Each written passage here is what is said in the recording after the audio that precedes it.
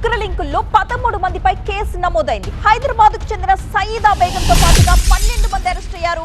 ఢిల్లీ, బెంగాల్, మహారాష్ట్ర, కర్ణాటక, బీహార్కు వెళ్లాయి 9 బృందాలు.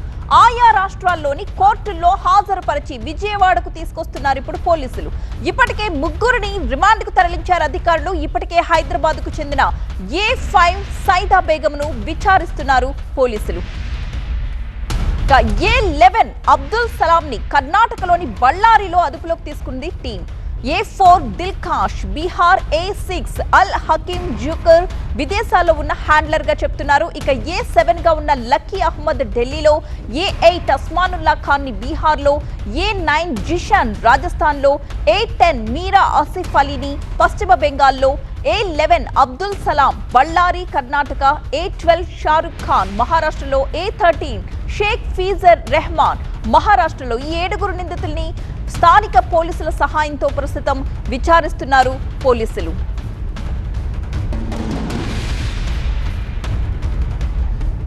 మా ప్రతినిధి వసంత్ సిద్ధంగా ఉన్నారు. ఆయన అడిగి మరిన్ని డీటెయిల్స్ తెలుసుకుందాం. వసంత్, ఇప్పటి వరకు 12 మందిని అదుపులోకి తీసుకున్నట్టుగా తెలుస్తోంది. విచారణలో ఎలాంటి విషయాలు వెల్లడవుతున్నాయి? సో ప్రస్తుతం విజయవాడ టెర్రర్ లింక్స్ కేసులో ఇదొక కీలక పురోగతిగానే మనం చెప్పాల్సి ఉంటుంది.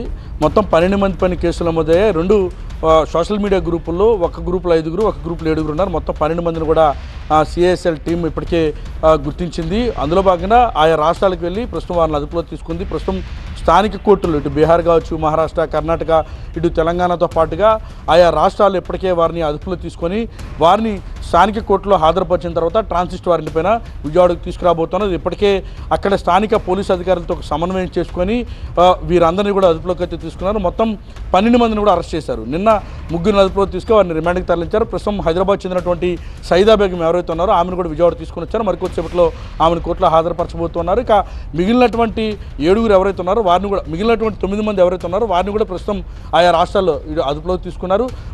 వారందరినీ కూడా ట్రాన్సిస్ట్ వారెంట్ పైన విజయవాడ తీసుకొస్తారు. రేపు వారిని కోర్టులో హాజరుపరిచేటటువంటి అవకాశం అయితే ఉంది. సో మొత్తం టెర్రర్ లింక్స్ వ్యవహారం చాలా సీరియస్గా అయితే దర్యాప్తు జరుగుతోంది. వీరు ఎవరెవరి ద్వారా ఇంకా ఎంతమందిని అప్రోచ్ అయ్యారు, అలాగే ఎవరైతే హ్యాండ్లర్ ఆఫ్ఘనిస్తాన్ నుంచి మానిటర్ చేశారు, విదేశాల నుంచి వీరికి ఎప్పటికప్పుడు సూచనలు సలహాలు ఇచ్చారని ఆరోపణలు ఎదుర్కొంటూ ఉన్నారు. ప్రస్తుతం వారిపైన కూడా ఫోకస్ పెట్టారు. ఆయా దేశాలకు సంబంధించి మిగతా ఈ రాష్ట్రాల్లో ఉన్నటువంటి ఎవరితో అయినా సత్సంబంధాలు ఉన్నాయా, ఎవరితో అయినా ఈ ఉగ్ర కుట్రలో పాల్గొనేలాగా ప్రేరేపించారనే కొన్ని కూడా ప్రస్తుతం దర్యాప్తు అయితే చేస్తున్నారు. అయితే ఈ 12 మందికి కూడా ISISతో పాటు IQISతో సంబంధాలు ఉన్నాయి. వారి ద్వారా ఎప్పటికప్పుడు ఇక్కడ కార్యకలాపాలను విస్తరించే ప్రయత్నం కూడా చేయడంతో పాటుగా బెనెక్స్ అనేటువంటి ఒక గ్రూపులో ఈ 12 మంది కూడా జాయిన్ అయ్యారు. వీరి ద్వారా ఈ రాష్ట్రంలో, ఈ దేశంలో ముఖ్యంగా ఉగ్రవాద భావజాలాన్ని వ్యాప్తి చెందడంతో పాటుగా ఎవరైతే ఇస్లాంకి సంబంధించినటువంటి భావజాలాన్ని నూరిపోసేటటువంటి ప్రయత్నం, అంటే దేశ వ్యతిరేక భావజాలాన్ని వృద్ధే ప్రయత్నం చేస్తూ ఉంటారో వారందరినీ రాడికల్స్గా తయారు చేసే ప్రయత్నం చేస్తున్నారని ప్రధానంగా సిఐఎస్ఎల్ ఆరోపిస్తోంది. ఇప్పటికే పోలీసుల విచారణలో కూడా ఇదే అంశం తేటతెల్లమైంది. అందులో భాగంగానే ఈ మొత్తం 12 మందికి సంబంధించి ప్రత్యేక దర్యాప్తు బృందాలు ఆయా రాష్ట్రాల్లో ఉన్నటువంటి పోలీసు అధికారులతో కలిసి సమన్వయం చేసుకొని అదుపులో తీసుకున్నారు. వారందరూ కూడా స్థానిక కోర్టులో ఇప్పటికే హాజరుపరిచారు. వారిని ఈరోజు రాత్రికి అక్కడి నుంచి తీసుకొని రేపు ఉదయం విజయవాడ కోర్టులో అయితే హాజరుపరచబోతున్నారు. Right, thank you.